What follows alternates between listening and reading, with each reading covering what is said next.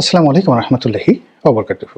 সম্মানিত দর্শক, বাংলাদেশের রাজনীতির কিংবদন্তির ব্যক্তিত্ব বেগম খালেদা জিয়া, তিনি নিদারুণ অসুস্থ এবং মনে করা হচ্ছে যে তিনি জীবন মৃত্যুর সন্ধিক্ষণে। এই সময়টিতে যা হয়, বাঙালির আবেগ খুব মারাত্মক আকার ধারণ করে।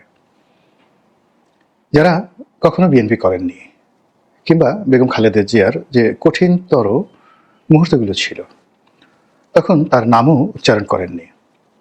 তার বাড়ির সামনে যখন বালির ট্রাক দেওয়া হয়েছিল, তিনি একা যখন তার কাজের মেয়ে রহিমাকে নিয়ে তিনি বিতণ্ডা করছিলেন পুলিশের সঙ্গে, ঠিক সেই সময়টিতেও যে সকল লোক সেই গুলশানের ধারের কাছে যাওয়াতে দূরের কথা, ওখানে যাওয়ার কথা কল্পনাও করতে পারেননি, সে সকল মানুষ এখন জিয়া পরিবার, বেগম জিয়া, তারেক জিয়া, তাদেরকে নিয়ে তাদের যে দরদ, আকুতি এবং যে সকল আপত্তিকর কথাবার্তা তারা বলার চেষ্টা করছেন, মানে এগুলো দেখলে অঙ্গ জ্বলে যায়, না সহ্য করা যায়, না চুপ থাকা যায়।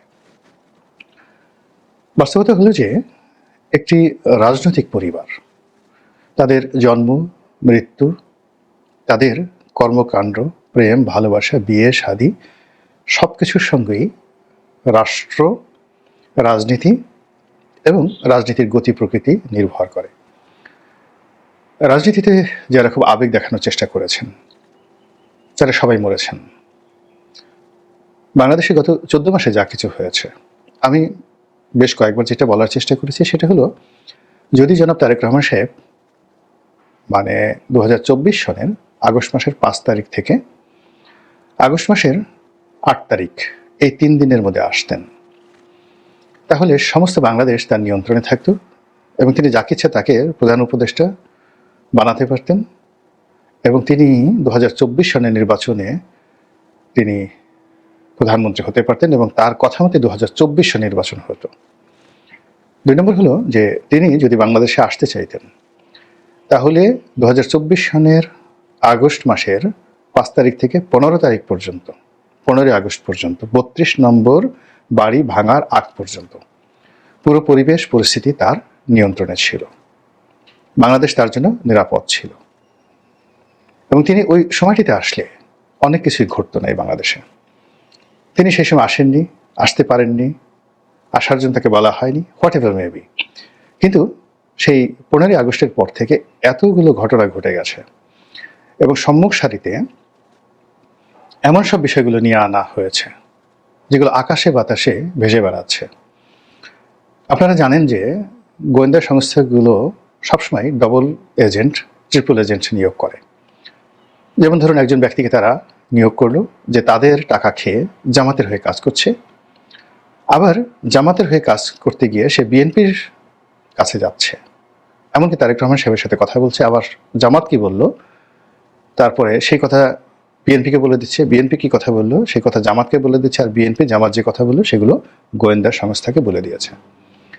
বাংলাদেশে এরকম শত শত লোক রাজনৈতিক অঙ্গনে, যাদেরকে বলা হয় পলিটিক্যাল প্রস্টিটিউট, শুধুমাত্র টাকার জন্য তারা চিৎকার করে, টাকার জন্য নাচে, টাকার জন্য মার খায়, টাকার জন্য জেলে যায় এবং যারা তাদেরকে জেলে নেয় আবার তাদেরকেই তারা জেল থেকে বের করে। এই যে রাজনীতির নাটক হয়, এই নাটকের অনেকগুলো কুশীলব পলিটিক্যাল প্রস্টিটিউট সামহাও সেই জুলাই আগস্টে বিপ্লবের সময় বিএনপির শীর্ষস্থানীয় অনেক নেতাদের সঙ্গে তাদের বৈঠক, গোপন কথা এবং সেই সকল কথাবার্তার দলিল সবকিছু এখন বিএনপির অনেক নেতার জন্য বুমেরাং হয়ে পড়েছে।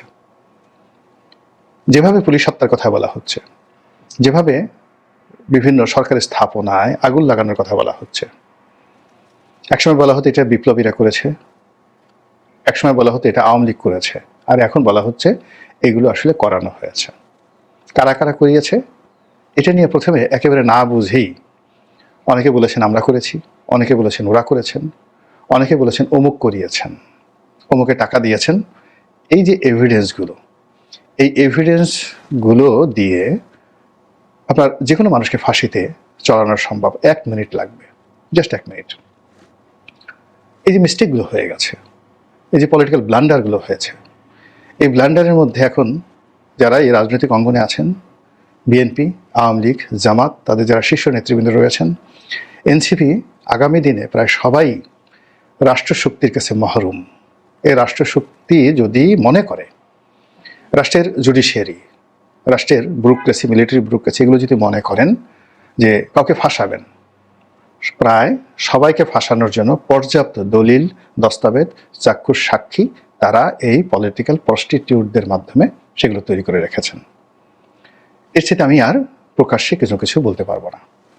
তো সেক্ষেত্রে যেটি হচ্ছে, সেক্ষেত্রে পর্দার আড়ালে যে -2 গেম চলছে, খেলা চলছে, এটা নিয়ে আমরা গত সেই 14 মাস ধরে বলে আসছি প্রকাশ্যে। আর আওয়ামী লীগ জামানাতেও আমি ব্যক্তিগতভাবে 2014 সন থেকে বলে আসছি, সেই বিনা প্রতিদ্বন্দ্বিতা নির্বাচনের পর থেকে, যে আওয়ামী লীগের এই করুণ পরিণতি হচ্ছে।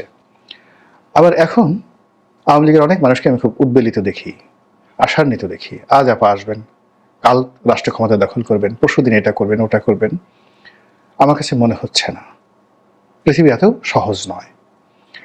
বিএনপি তারেক রহমান সাহেব আজ আসবেন, নভেম্বরের প্রথম সপ্তাহে আসবেন, মানে গত 14 মাস ধরে বিএনপির যে সকল নেতা বলে আসছেন তারেক রহমান সাহেব আসবেন আসবেন আসবেন, যে সকল নেতা বলে আসছেন তারেক রহমানের জন্য বাড়ি ভাড়া করা হচ্ছে, যে সমস্ত বিএনপি পন্থী লোকজন প্রকাশ করে আসছেন এই যে 1 নম্বর বাড়ি ধোয়া মোছা হচ্ছে, এটা তারেক রহমান সাহেবের জন্য।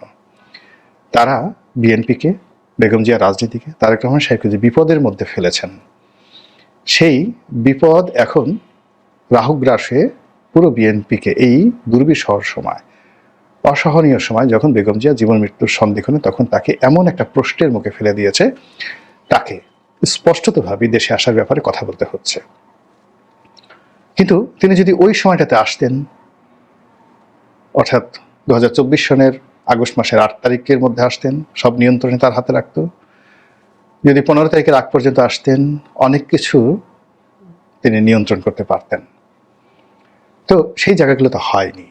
সেক্ষেত্রে তাকে যদি আসতে হয় বাংলাদেশে, রাষ্ট্রীয় প্রোটেকশন লাগবে। আর রাষ্ট্রীয় প্রোটেকশন তিনি তখনই পাবেন যখন তিনি বা তার দল এদেশে রাষ্ট্র ক্ষমতায় অধিষ্ঠিত হবে। তার আগ পর্যন্ত তিনি বা বিএনপির যে সকল শীর্ষ নেতারা এখন রয়েছেন এই বাংলাদেশে, ইনক্লুডিং সালাউদ্দিন সাহেব, মির্জা ফখরুল সাহেব, তারা অতীতের যে কোনো সময়ের চাইতে আরও বিপত্তির মধ্যে আছেন।